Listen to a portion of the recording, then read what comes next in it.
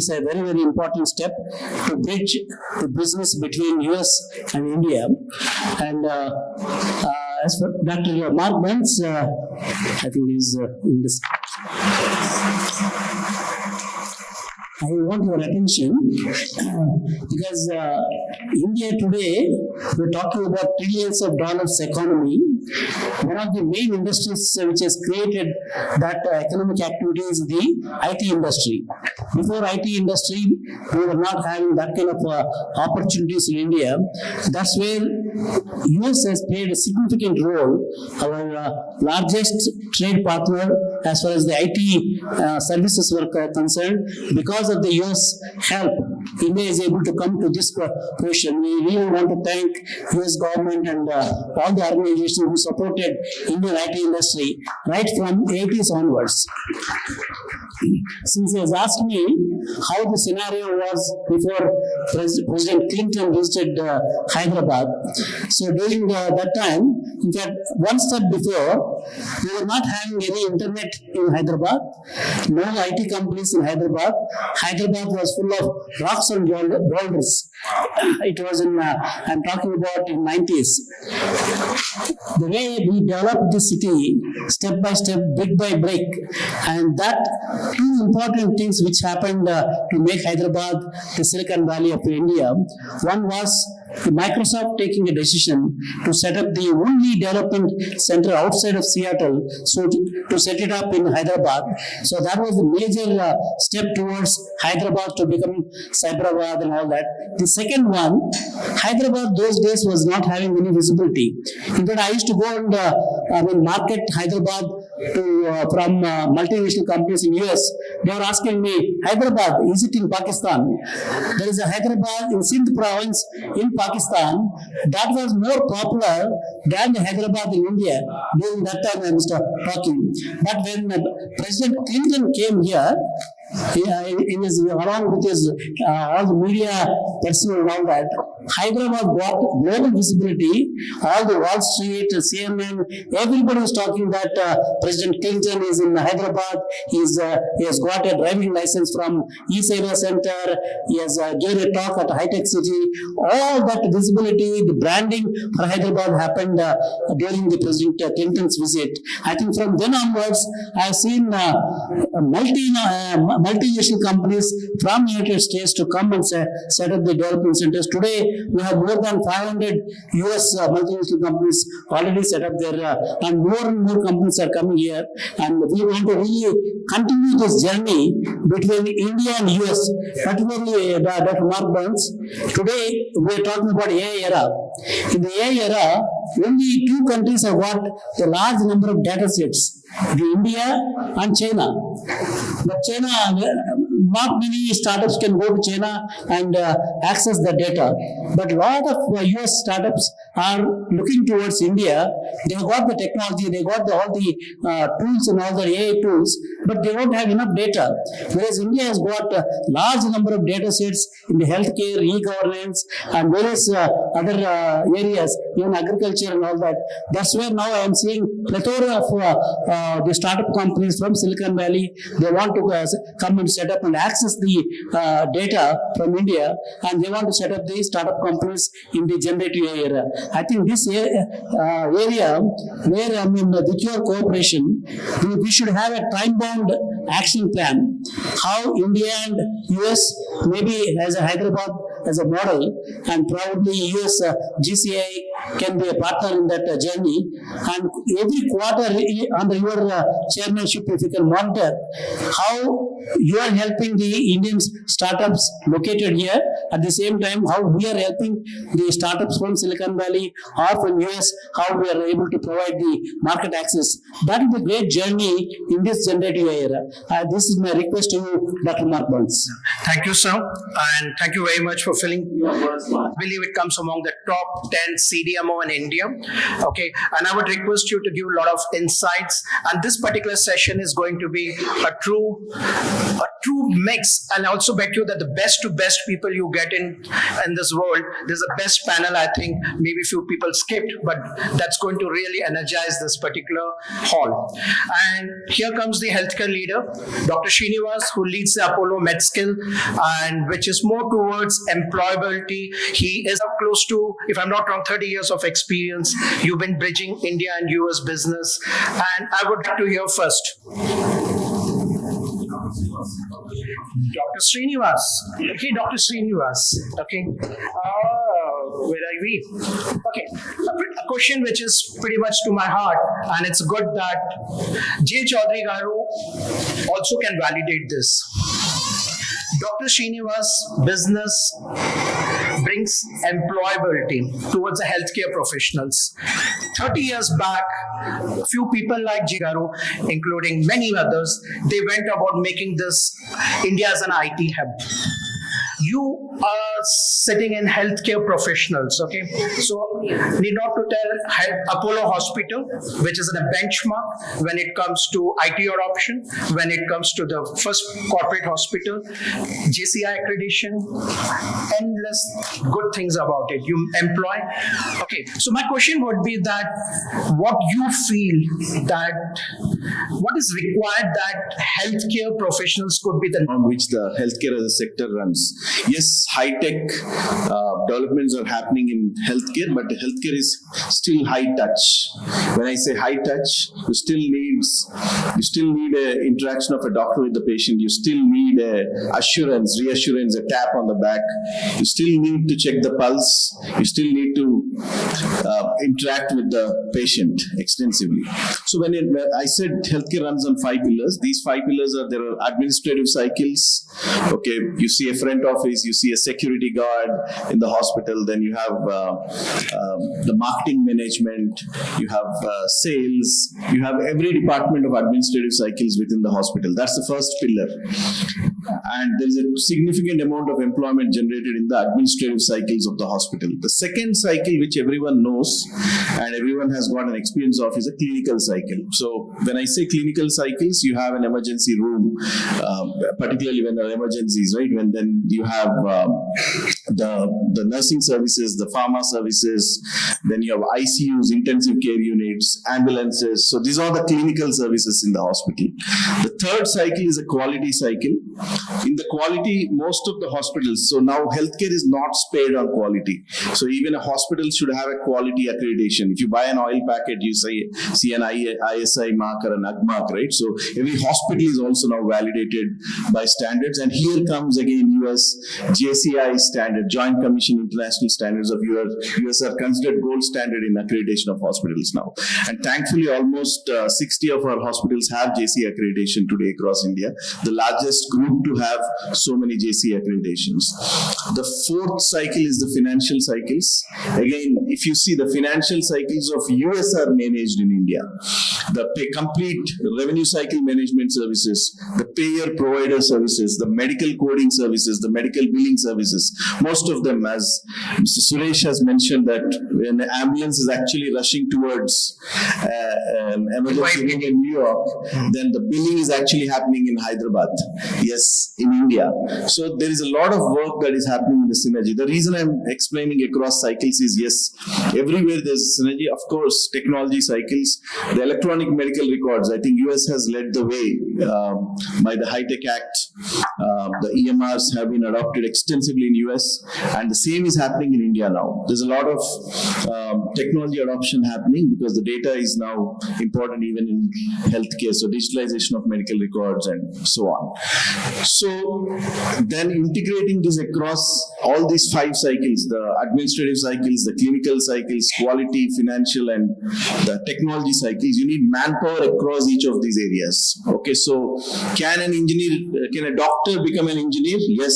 If GE is producing an ECG machine in US and the PQRST waveforms have to be validated, because as doctors we blindly see the ECG and say that this patient has got a heart attack or this patient does not have, right? So who is validating that ECG waveforms on the ECG machines of GE or Siemens or Philips Healthcare? It is being validated by doctors. It is is validated by special clinical experts. These are called SMEs. If they're IT professionals, you have agile methodologies, so we fit as SMEs there. So briefly, this is the answer, but I think I'll add more. Yes. I'll do one thing, sir. I'm going to spice up because I know this all four verticals very well, and you'll see that you'll fit in better. Okay, just let's spice up with a question which builds the entire context. Mr. Suresh Kochattil, my question to you, very much from my heart, is why President Trump is doing what is he doing? For whatever 38 years now, I've never seen a tectonic shift in policies in just about 60 days. In 60 days, the world has changed, like it or not. You see the Ukraine-Russia war. You see the Israel-Palestine-Gaza. You see the trade war between Canada and US, which does not even have a fencing across its border, huge border. The battle with Mexico, the obvious business battle with China, and with EU. I mean, I remember at one time, somebody asking, is Paris burning? That was Hitler, I think. But the question now is, US is doing the same thing to EU. In just about 60 days, to balance $31 trillion of debt, which is a huge debt that US has accrued, it's going to take a humongous amount of effort to balance that entire deficit, which is what they got Doge, they got every other bit, shut down the Department of Education yesterday, holding back funds from universities like Columbia because of the woke culture that is there in the US. There is President Trump is signing executive orders with a dozen every day, and that huge signature of his, it's become very legendary now. But what I have observed, because I keep reading, I go to a lot of news debates every day, and the only question which most parents sitting in the Telugu speaking states ask is, how are my children going to be impacted? The ones who are there and ones who are going to study there. It's very important to realize suddenly that everybody is deleting their social media accounts. Because they would at some point in time abused some American president, politician, industry or something. And now, when you arrive at a US airport, your social media account has been tracked. They know. Even at issuing a visa, for example, the American consulate in Hyderabad, I know when Dr. Burns will have a time to go and look at it, it's one of the biggest in India. Huge, massive. And the kind of application they deal every day, there is a 35% drop in visa applications this year. Now that's worrying for Indian students who wanted to go to US, but we should put a question up there. It's not easy. It's very tough situation for a nation to be in. Prime Minister Modi handled it very well. I don't know how many of you know that Piyush Goyal, our Commerce Minister, went to US 2 weeks ago, despite all the commitments that he had in India. Prime Minister Modi told him to sit put in Washington, speak to Commerce Secretary, speak to the Department of Commerce, US, and for 1 week he was just talking trade. And he's a chartered accountant, so he knows what business is all about. Piyush Goyal was there, came back quietly. You haven't heard President Trump talking of April 2nd deadline for India. Harley Davidsons, Tesla cars, it's all okay. But pure trade, because India buys a lot of aircraft from Boeing. That is not reflected in the $126 billion trade that India has with US. We buy a lot of missiles from US. We buy the drones from the US. We buy the Globemasters, a huge aircraft, military aircraft from US. And now they have 35s on offer. Now, these are not a part of the trade. So the deficit that India has, a surplus deficit of $30 billion, which President Trump is talking about, does not have these factors in it. So it's an unwritten law that when you're speaking between the world's largest democracy and the oldest democracy, there are a lot of unwritten rules. You need to connect the dots somewhere. And that is what is happening. Unlike the Zelensky, President Trump, Vance meeting in the White House, which you saw resulted in a street-side brawl, what Mr. Modi and President Trump spoke, hardly anybody knew what was done except for what they spoke in front of the camera. There are a lot of things that happen behind the scenes which you, me, or anybody cannot make sense out of. This is why opening comments, Vishy. Well, thank you very much. So let's go back. Dr. Srinivas was not exactly happening if you're watching in news. Like why President Trump is doing, what is he doing? Okay, and I believe they are doing right. Okay, country comes first. Now, my question is going to amalgamate between you both, and it will be going to J. Chowdary Garu. Maybe a year after COVID, okay, you told that there was a kind of research which was done among the engineering colleges for the Japanese companies. They were looking for some engineering students, and they didn't find the skill set people, and they went to Philippines.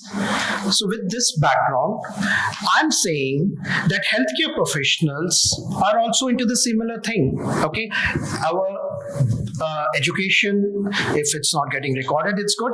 Most of the things are a bit outdated. We are not so-called digitally evolved in the curriculum.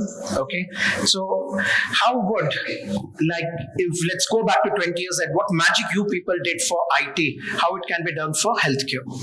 Yeah, I'll talk about see the right kind of manpower.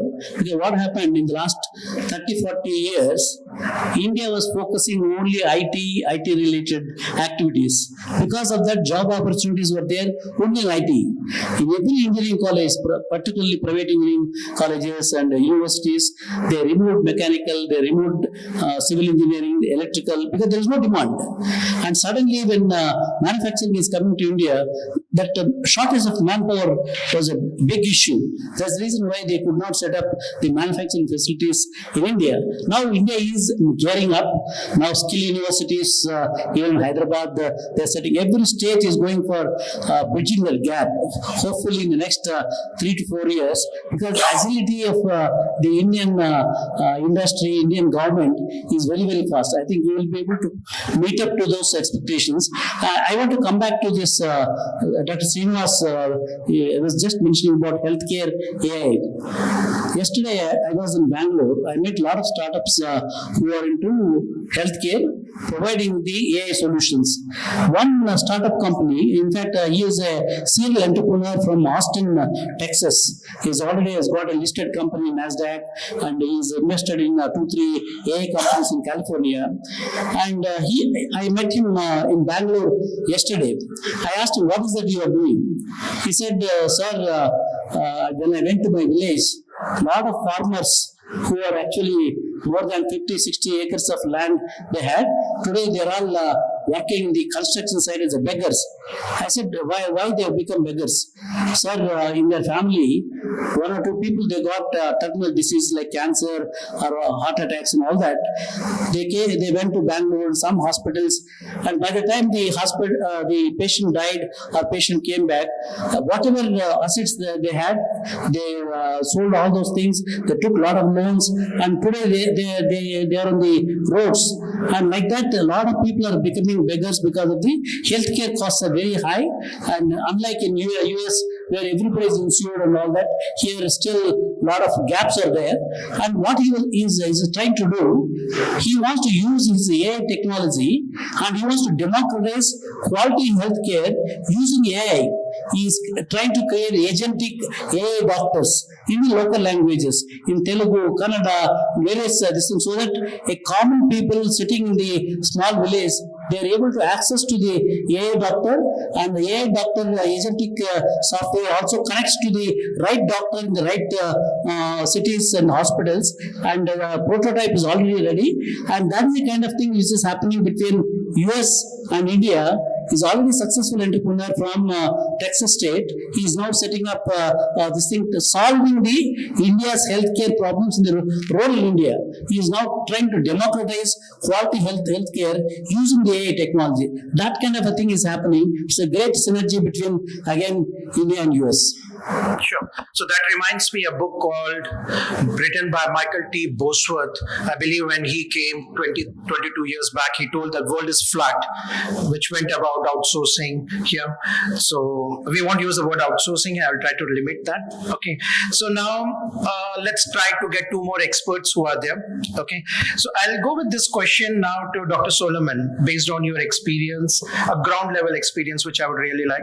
See, we are focusing from an IT sector, the kind of remote work and the hybrid model which has come, okay, and the hybrid model, people are working from home. There's a nearshore opportunities that mean the people are highly skilled in Mexico and the nearby countries of US, okay, and what is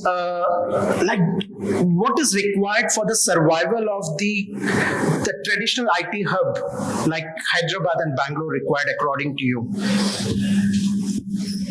Attending a workshop on AI. It was houseful. More than 300 people and 100 of them sitting on the floor, and a paid session. And one of the things I learned, I just went as a media person to understand how ChatGPT works. And I came out with the realization that there is more than ChatGPT, because there is something called cloud, which is CLAUD. There is Copilot that is there from Microsoft. I mean, you look at Chrome and you see Copilot working with it. Cloud gives you, I can put election related data. I did that in a live session there at IIT. Put a screenshot of Shalimar Bagh constituency in New Delhi over 3 elections with 9 candidates, 3 each from Aam Aadmi Party, BJP and Congress. And within 5 seconds, I got a complete dashboard with a pie diagram, with a bar graph, with a line graph and a text. 5 seconds. And this is something that you see Arnab Goswami and others doing it on television, which cost lakhs and lakhs of rupees. One thing I've learned, and from the professors there at IIT, is that there is no threat of losing jobs. It is actually a oxymoron that way. There is somebody who has to teach the AI machines how to work, especially when you're prompting it. What questions we ask is called prompt. The training that goes into developing these AI-based models is very important. We need trainers. It's like teaching a child how to learn the alphabets and then graduating to words, then sentences, and then paragraphs, and then a page. Nobody's losing their jobs.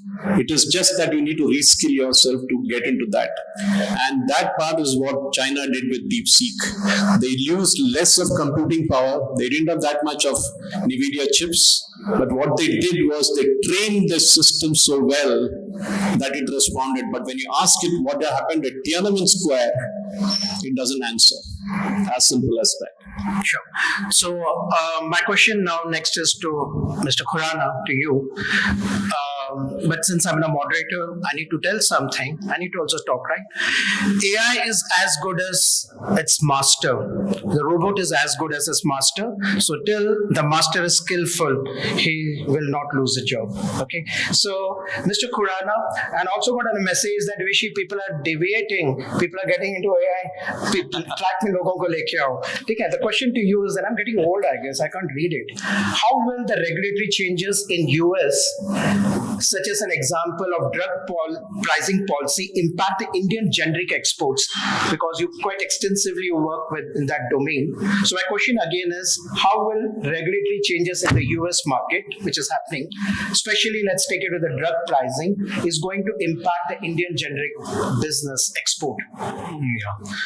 So as we all know, India and US are the major, we can say, pharma,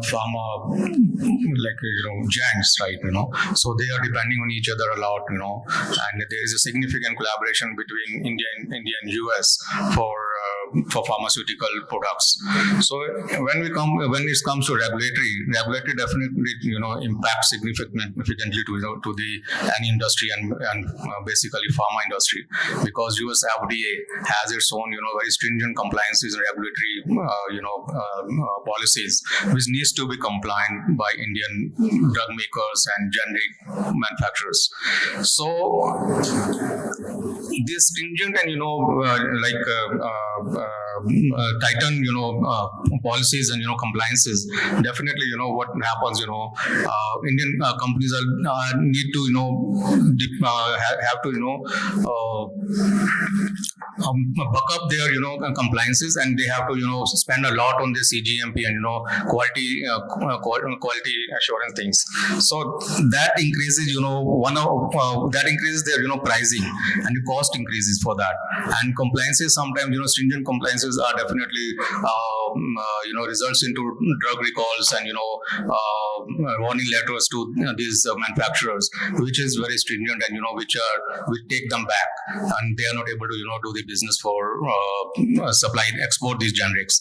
So these are some of the things. And when it comes to pricing, if US decides that they need to go for onshore or offshoring of this pricing from Mexico, or they are within the country, then it is going to again hit the Indian manufacturers, and their revenues and their profit margins are going to squeeze. What I would say that US should try to push Indian local generics, generic products which are much cheaper and which can cater to in a US patients and market well within in a low cost with these low cost generics. So this is how regulatory impacts. And then there are certain things like called patents and laws related to patent laws, which are definitely needs to be eased out, and for biosimilars and let's say generic drugs and other APIs. If that happens, that Indian companies can come quickly into the market and launch the products faster, and that can help them to come forward. Sure. Well, thank you. Now, it will be a very interesting question, which I'm going to put it forward to Suresh sir and the panel.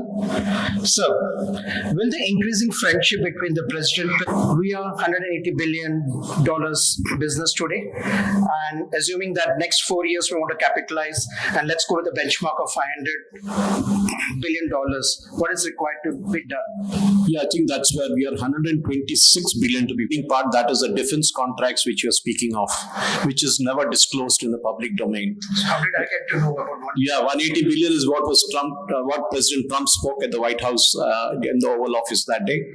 But if you look at it, it's a win-win situation for India and US, because the $50 billion can easily be balanced out. It all depends on the personal relationship between President Trump and the world leaders. Look at the body language.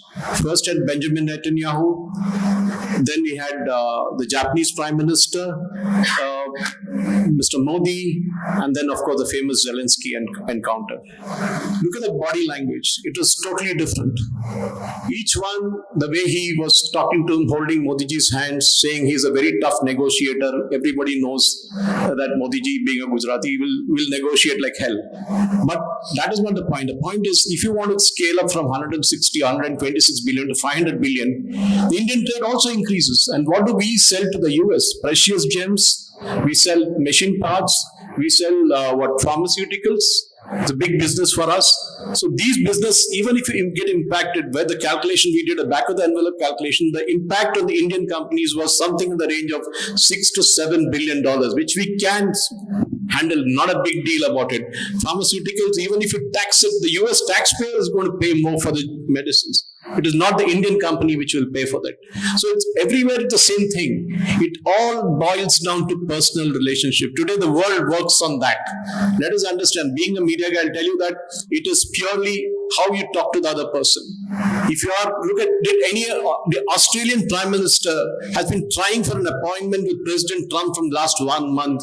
President Trump refused to pick up the call from Albanese. He refused to pick up the calls. That gives a message, as I say in Hindi, समझदार को इशारा ही काफी है. That is what it is all about. You know him personally, pick up the phone and talk.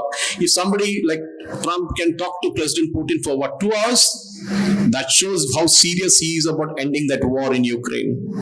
That's exactly the point. So today's world, we all sit in this room thinking business, we'll do this, we'll do that, AI, pharma, that, this, IT.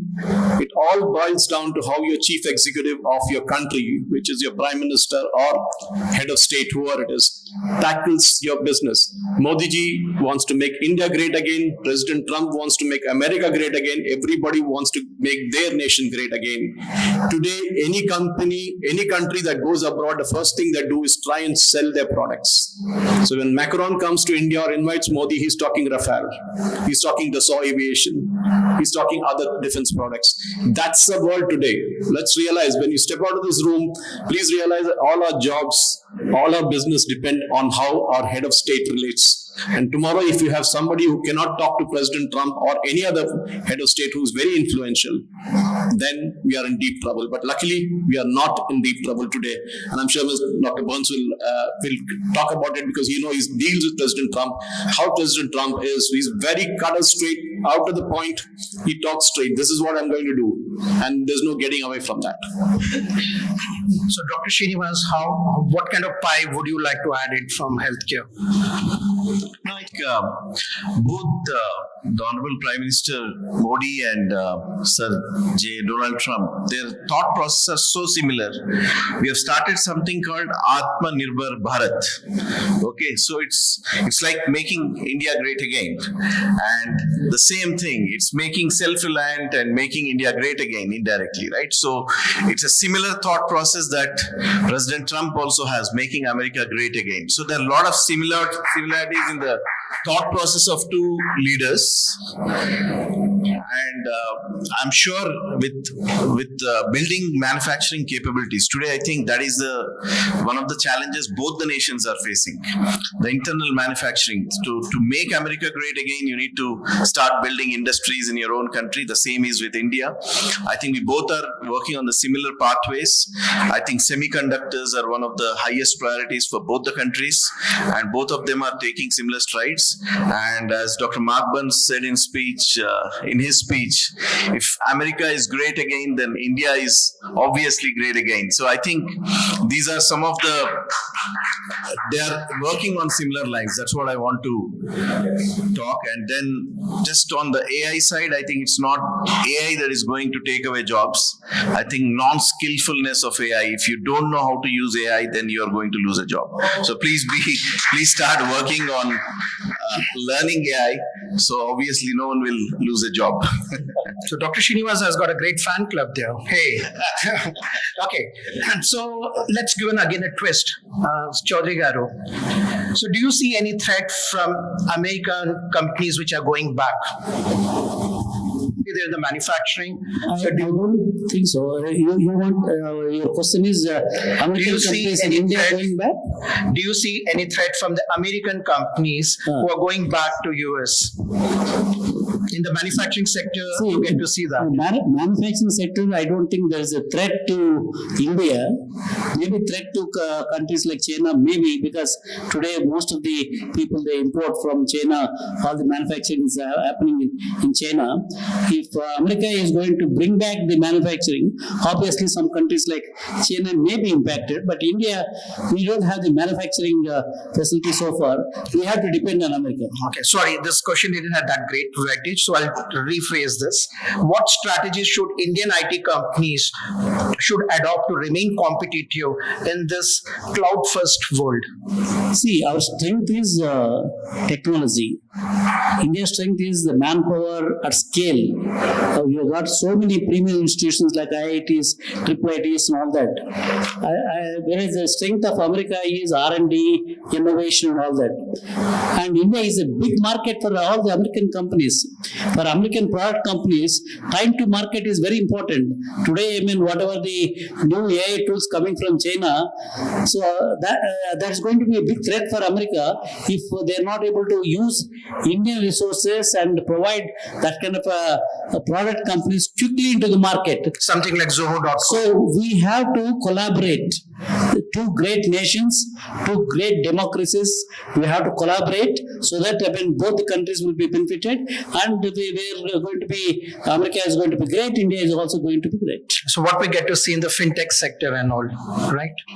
Innovations which whatever is happening in fintech, yep. That's one example. Classical example. The same thing is going to happen in AI. Yeah. Healthcare AI and pharma AI, all these areas, it's a great opportunities. Yeah. And for American product companies, time to market, if they delay it because of lack of manpower, lack of people, and lack of markets, and again they will also suffer. That's where we have to collaborate. Sure. So, Mr. Khurana, like we get to see a lot of GCC companies coming to India. Okay, and as per my understanding, the most of the GCCs are towards again the technology part of it. Okay, from a data perspective, designing of products. Okay, but in other way around, if you look at it, I'm talking from a drug discovery aspect. We got a beautiful pool of healthcare professionals. We got a great patient pool. Okay, where do you think that the strategies are required to leverage that? Okay, giving this value proposition to GCC companies. Okay, where do you think, being a pharma expert, and that too we spoke about generic. Let's think from a novel drug discovery. India being a platform. And what kind of pie we can get it in that $500 billion, which I'm demanding.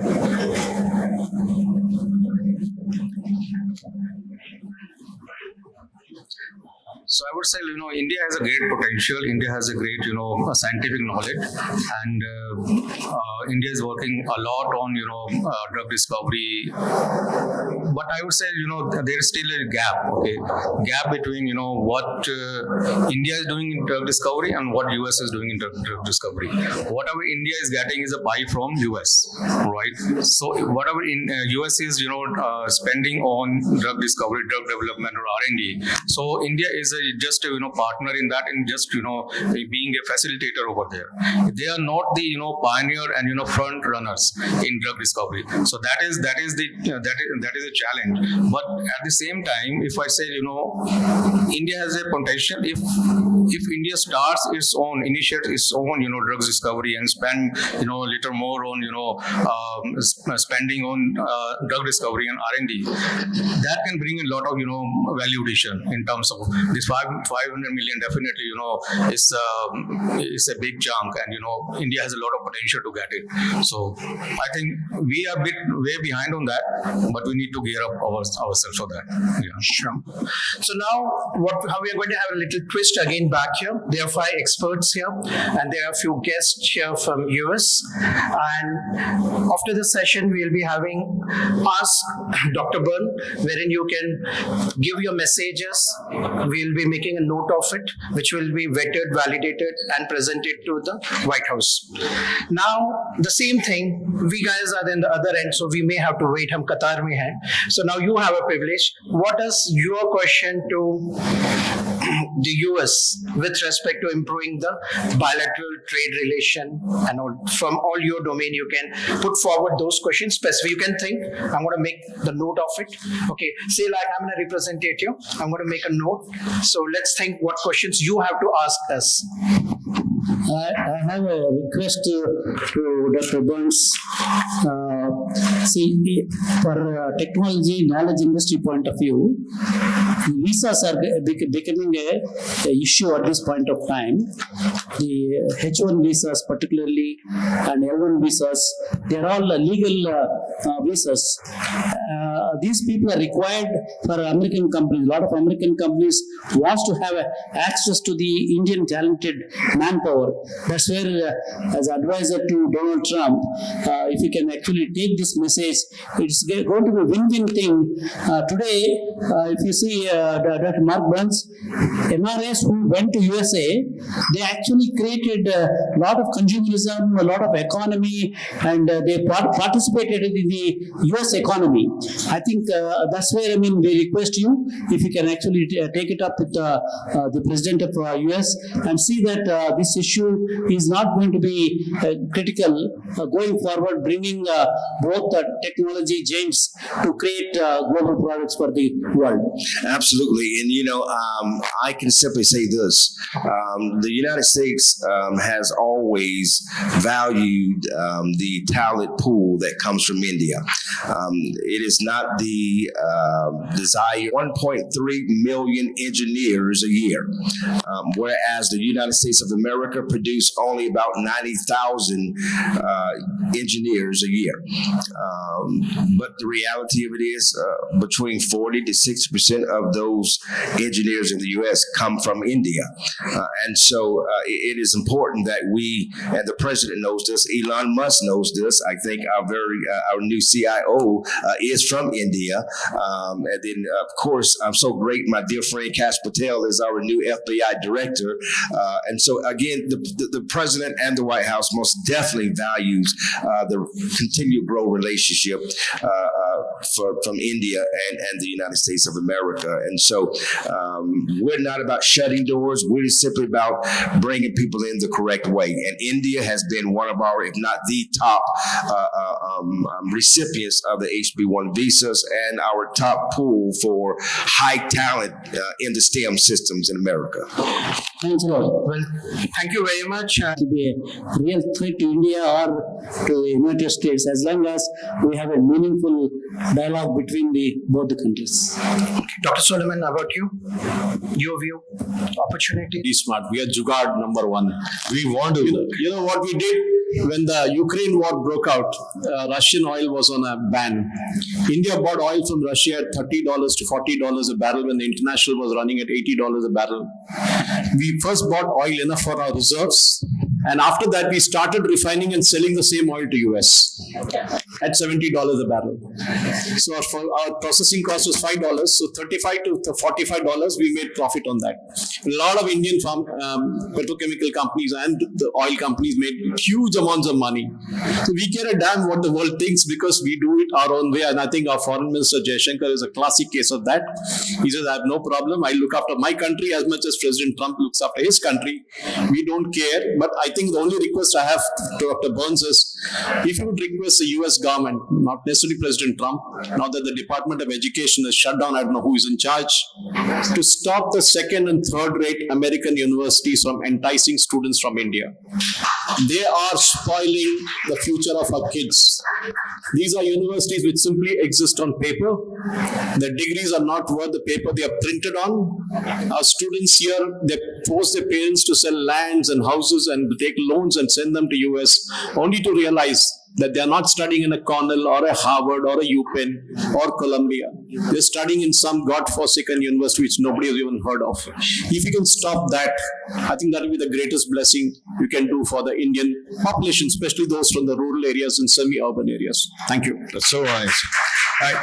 See, India, they're manufacturing the electric cars and similarly you have cars from US, cars from other countries which are being manufactured. So say the basic model of Tesla today costs about 45 or 50 lakhs and post tariff it may cost 70 lakhs. Okay. So if the same car costs 70 lakhs, it's an opportunity for Tatas and Mahindras to sell more of their electric cars.